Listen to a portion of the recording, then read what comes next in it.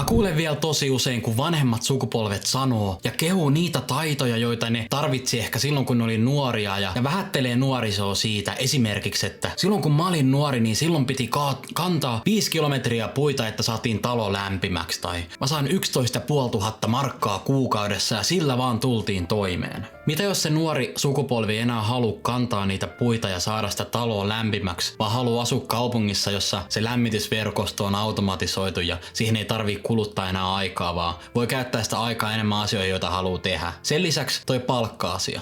Jos me katsotaan 80-luvulla olevia palkkoja ja otetaan inflaatio huomioon, niin se 11 500 markkaa kuukaudessa on tänä päivänä 3200 euroa kuukaudessa bruttoa. Mä luulen, että hirveän moni nuori ei tota palkkaa saa sen jälkeen, kun ne valmistuu koulusta ensimmäisiin ammatteihin. Mut ei mitään vastaan niitä vanhempia ihmisiä. Nää on ehkä näitä ääritapauksia, mitä mä oon kuullut.